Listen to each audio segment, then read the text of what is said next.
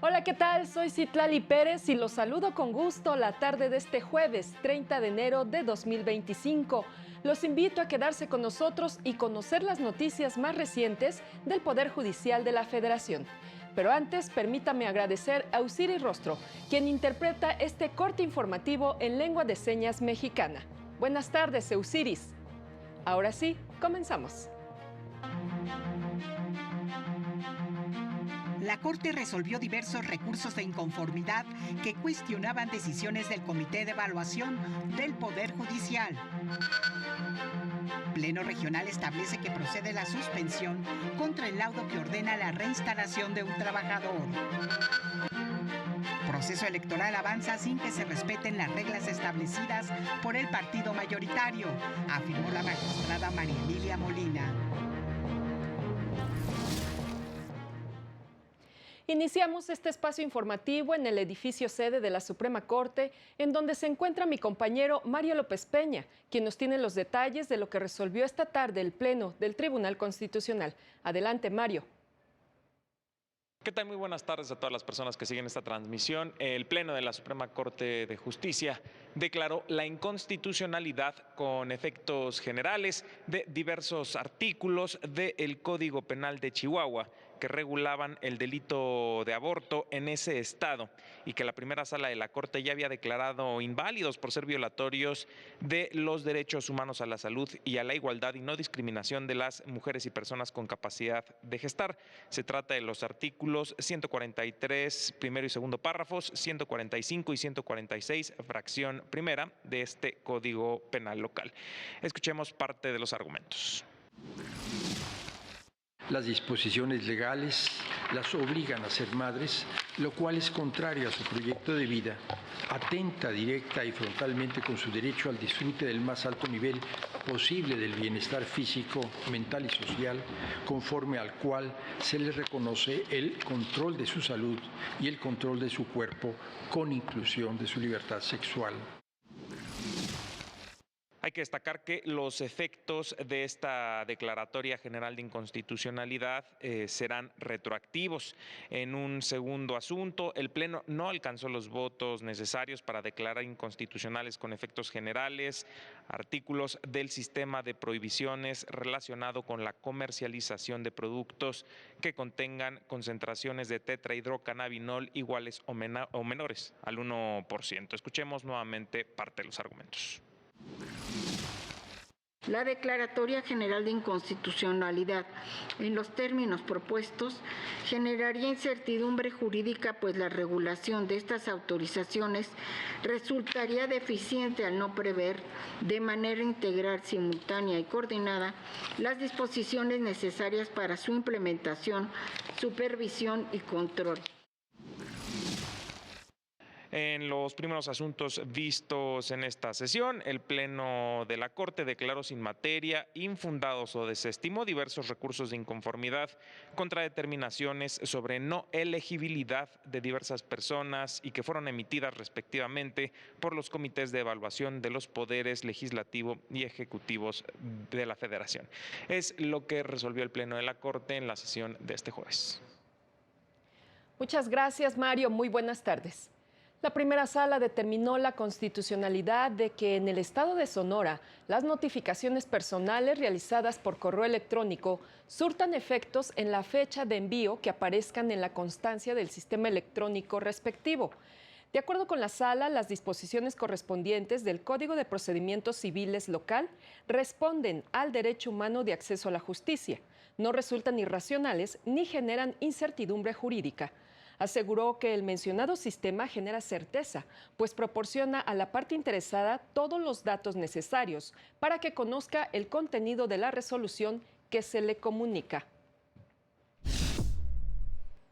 El Pleno Regional en Materias Penal y de Trabajo de la región Centro-Sur con residencia en la Ciudad de México determinó que procede conceder la suspensión del laudo o resolución solicitada por la parte patronal respecto de la reinstalación del trabajador, siempre que garantice su subsistencia. indicó que de acuerdo con el artículo 190 de la Ley de Amparo, no existe una única forma de asegurar la subsistencia del trabajador y la segunda sala ha establecido que es viable conceder la suspensión respecto de la ejecución de reinstalación, si se asegura la subsistencia de la persona trabajadora. El Pleno Regional indicó que también es una forma de garantizar la subsistencia del trabajador negar la suspensión. Sin embargo, el patrón puede solicitar la suspensión de la condena de reinstalación, garantizando un monto suficiente para la subsistencia del trabajador o bien prescindir de solicitar la suspensión de la condena para que con la reincorporación al empleo se cumpla ese requisito. En más temas, en casos que involucran a niñas, niños y adolescentes, la valoración de pruebas debe tomar en cuenta sus derechos para que sus necesidades y características específicas, así como el interés superior, guíen el proceso, señaló la Unidad General de Conocimiento Científico y Derechos Humanos de la Suprema Corte. De acuerdo con lo establecido por el máximo tribunal, se pueden recabar pruebas de oficio, no solo las que ofrecen las partes en el juicio, que pudieran aportar elementos que ayuden a tomar una decisión e identificar el contexto de la problemática. Si bien la valoración de pruebas con perspectiva de niñez y adolescencia no transgrede la igualdad de trato para las partes, esta obliga a privilegiar la protección de sus derechos, incluso por encima de los formalismos que la ley exige. Y ya está disponible la nueva entrega del podcast Te Escuchamos, del Consejo de la Judicatura Federal, que da cuenta de cómo la justicia federal protege y ampara a las personas mayores para garantizar que se cumplan sus derechos, entre ellos a una jubilación digna. Con ayuda de la Defensoría Pública, la maestra Adriana Vanegas consiguió que las autoridades respetaran su pensión. Una asesora jurídica federal llevó mi caso sin cobrarme ni un solo centavo. Logramos que una jueza federal ordenara que me devolvieran mis ahorros. También podrá escuchar los comentarios de dos integrantes de la asociación Grandes Emprendedores sobre los derechos de las personas mayores y los obstáculos que enfrentan para hacer efectivos sus derechos. Disponible en Spotify y YouTube. El Centro de Estudios Constitucionales puso a disposición la nueva entrega de las líneas de precedentes de la Corte Interamericana de Derechos Humanos, enfocada en la tortura y tratos crueles, inhumanos y degradantes. Presenta diversas resoluciones históricas del Tribunal Regional en las que abordó la incomunicación y el aislamiento de las personas privadas de libertad como una forma de trato cruel y degradante. También analiza las condiciones de detención que pueden constituir malos tratos, así como la necesidad de que el personal médico que evalúa a las personas privadas de la libertad cuente con independencia y preparación suficientes para poder determinar si las personas han sido víctimas de tortura. Puede consultarlo de manera gratuita en el sitio web de la Suprema Corte y en la red de bibliotecas del Poder Judicial. El Instituto Federal de la Defensoría Pública reiteró que brinda defensa penal y asesoría jurídica gratuita exclusivamente en asuntos del ámbito o competencia federal, tales como delitos del Fuero Federal, juicios de amparo contra actos de todas las autoridades federales que podrían violentar derechos humanos, asuntos administrativos federales contra instituciones como el IMSS, la CFE o la Secretaría de Hacienda, así como defensa de derechos humanos de grupos en situación de vulnerabilidad. Por otra parte, no puede intervenir en delitos del fuero común, es decir, del ámbito local y conflictos relacionados con actos administrativos locales, ya que son competencia de autoridades estatales o locales, ni tampoco en disputas familiares como divorcios, pensiones alimenticias o custodia. También son de ámbito local. Vamos a una pausa, no se vaya porque volvemos con más información.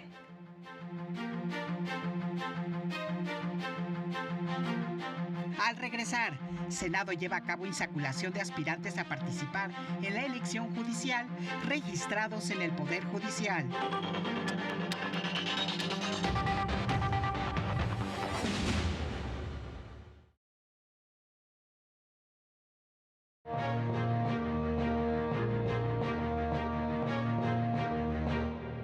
2 de la tarde con 10 minutos. Gracias por continuar con nosotros.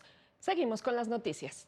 El Senado de la República inició el proceso de insaculación de los aspirantes que se registraron para participar en la elección judicial ante el Comité de Evaluación del Poder Judicial Federal, como lo mandató la Sala Superior del Tribunal Electoral en la sentencia de cumplimiento sustituto. Se trata de 1,239 aspirantes en total. En los cargos en donde hay pocos aspirantes para conformar las ternas o duplas que establece la ley, como es el caso de ministras y ministros, pasarán directo.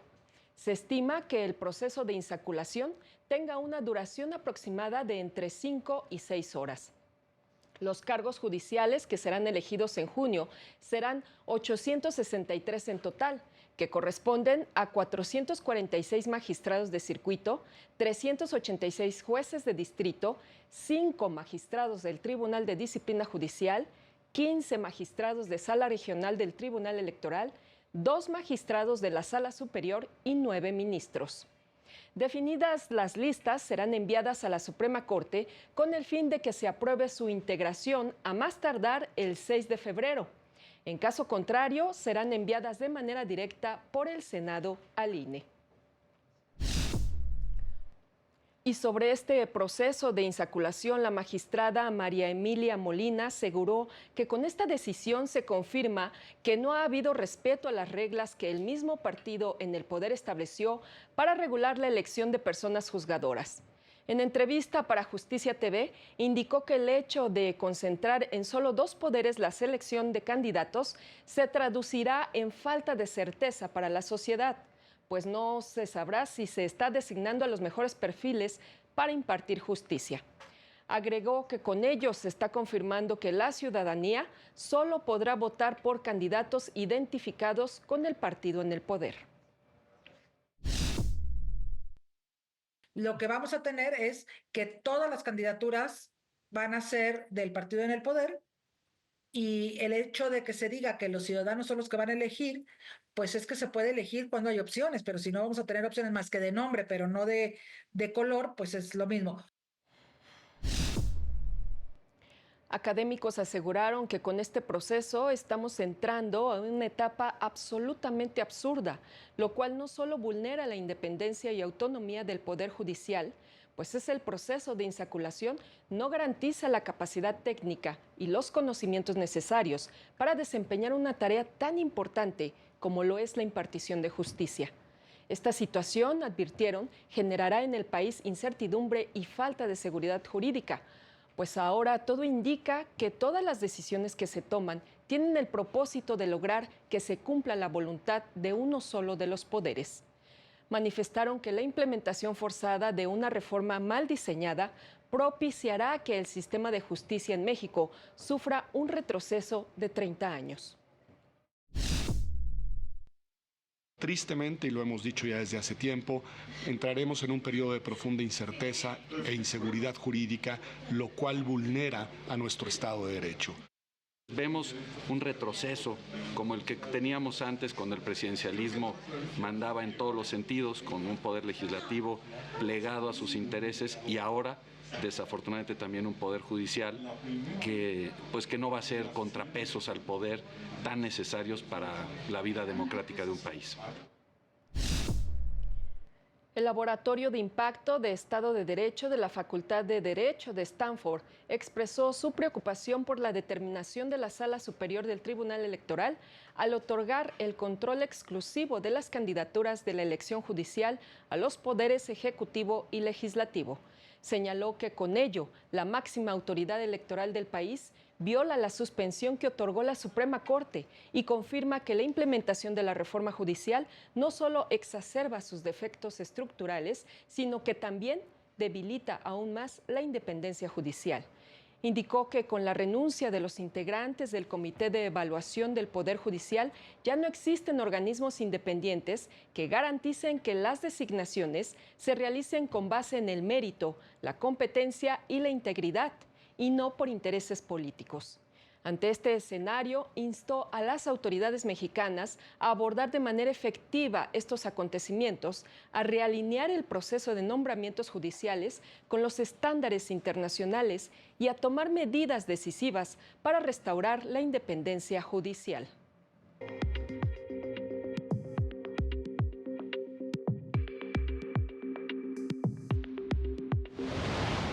El Instituto Especializado de la Defensoría Pública del Poder Judicial de Puebla brindará atención jurídica gratuita en el municipio de Atempan este martes 11 de febrero, con especialistas que darán asesoría legal en materia civil, familiar, penal, de amparo y más. Inició actividades el Centro Público de Mecanismos Alternativos de Solución de Controversias del Poder Judicial de Campeche en la capital del estado, al igual que la Sala de Justicia Restaurativa, ambos espacios diseñados para restituir el bienestar de las personas en conflicto. El INE en Tlaxcala advirtió que, debido a la falta de presupuesto, tendrá que recortar casi el 60% de las casillas a instalar para la elección extraordinaria del Poder Judicial de junio próximo. El presidente de la Junta de Coordinación Política del Congreso del Estado de México, José Francisco Vázquez Rodríguez, señaló que el número de cargos judiciales que se votarán podría ser inferior a los 88 que se establecieron, ya que algunos juzgadores decidieron renunciar hasta 2027. Para el canal del Poder Judicial de la Federación, Jesús Daza. Llegamos al final de este corte informativo. Soy Citlali Pérez. Manténgase en la señal del canal del Poder Judicial de la Federación. Lo invito a seguir a las 19:30 horas nuestro avance informativo y a las 20:30 el noticiario nocturno. Gracias por su atención. Hasta pronto.